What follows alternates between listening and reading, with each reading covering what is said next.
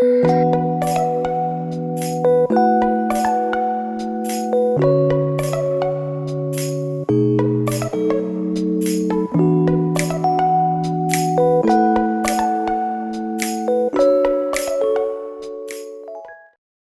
coup resistance notes October 8, 2022.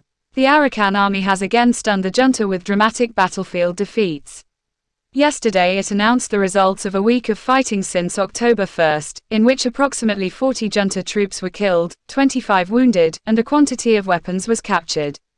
The fighting took place in Buthidaung and Maungdaw townships of Arakan State and Paletwa township of southern Chin State. A 5-hour battle occurred October 3 in Buthidaung that yielded the largest amount of captured weaponry. There were wounded and dead on the Arakan side as well, but the figures aren't reported. The National Unity Government says it has acquired some anti-aircraft weapons, without giving details of what types or where they are deployed, but suggesting they are for targeting helicopters. The NUG made such an announcement several months ago, and almost simultaneously the Arakan Army shot and disabled a junta helicopter, but there has been no other aircraft damage since then. Anti-aircraft weapons are expensive, and so far no international ally has stepped up with military assistance, so the NUG is having to purchase the weapons on the black market with its own limited funds. The international community has allowed the illegal military regime to freely use advanced jets and helicopter gunships against children, refugee camps, and religious sites with impunity. Ethnic regions. In Duplaya district of Korthulake Mayawadi township on Burmese maps, the Karen Cobra Battalion cleared out a junta temporary camp near Townley village on the Mayawadi-Warlay road. In the process they killed 3 junta troops and captured personal property that the junta troops had looted from nearby civilian homes and shops, including phones, jewelry, shop merchandise, and other items. The Cobras are now in the process of returning the items to their owners. In Karenni State, Karenni Defense Forces intercepted a junta patrol yesterday in the Namkok ward of Loikor town and they exchanged fire for 20 minutes. 3 junta soldiers died and 2 were wounded. No casualties on the Karenni side. In Chin State, the junta has apparently lifted the blockade on civilian and commercial movement in and out of Matupi town, in place since September 25, which was causing food shortages. Reports say shipments of food that had been stranded are already arriving in the town. The reason for the easing isn't given. Junta Army desertions. An Air Force captain and 2 other airmen deserted their base with full weapons yesterday and have not turned up yet. Junta troops are searching nearby villages and threatening to destroy the communities if they accept the missing airmen. It is customary for several days to pass before defectors are announced, to give them time to reach safety in liberated areas with the help of the National Unity Government and/or local resistance forces. Junta Scorched Earth Village Terrorism Campaign. Troops have been burning Nyankaya village and firing mortar shells into Nemyi village of Myong Township, Zagaring region today, forcing both populations to flee on foot. These villages are on the fringe of Monawa city, where the junta troops are concentrated, and locals say these attacks were unprovoked by any fighting or PDF activity. 2 Russian-supplied jets and 4 helicopter gunships attacked Narpanchaung village of Wetlet Township today. Then ground troops surrounded the village and trapped everyone except a few people with motorcycles who could get away quickly. There is fear of mass hostage-taking, a potential civilian massacre, and/or beatings and torture. People's Defense Forces PDFs. The saga of the junta supply flotilla ascending the Chindwan River continues. Yesterday several PDFs fired on the 13 boats from the banks, setting one on fire and causing damage on another.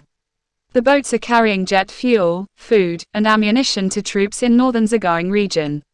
The convoy left Monawa on October 3. In Zagaring region, junta troops invaded Tathit and town villages on the border between Yiu and Tants townships yesterday, and were met by several PDFs, who killed 10 of the invaders before withdrawing. A PDF in Tants township drone bombed Payu Saw Hati terrorists, yesterday at a road checkpoint where they were extorting money from travelers, and again today at Matain village where they were standing guard. Also, 2 Payu Saw Hati terrorist camps in Zagaring region were attacked by PDFs. Yesterday a camp at Kansai was the target, where PDF soldiers fired on about 40 junta Payu Saw Hati terrorists for 30 minutes, killing 6 of them.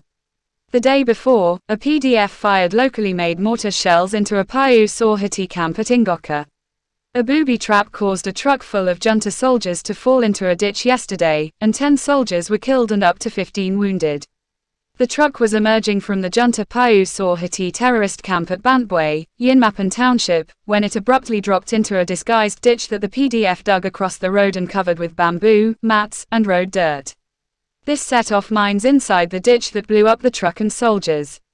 Photos show the PDF digging and covering the ditch beforehand.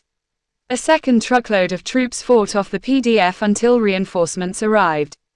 Payu Saw Hati camps have been under coordinated attack by PDFs across the region. Yesterday a PDF fired on troops entering Tethit village of Tants Township and killed 6 of them, and then repeated the attack today, but today's casualties aren't known. The PDF was able to withdraw safely. In Magwe region, local defense forces attacked a junta column invading southern Pork Township yesterday, killing 7 of them and wounding others. Pro-junta Payu Saw Hati terrorists got a taste of their own medicine early on October 5, when a PDF burned down 7 of their barracks by firing large, locally made 120mm mortars into their camp as they were sleeping. Casualties aren't known. Last night a junta policeman and a Dalan were assassinated together as they were leaving a bar in Onglan Township. In Mandalay region a local junta administrator was assassinated yesterday in Ny Ongu Township, and in Nansan Township 2 Dalans were assassinated and 1 was arrested and is being investigated by a PDF. Civil Disobedience Movement (CDM).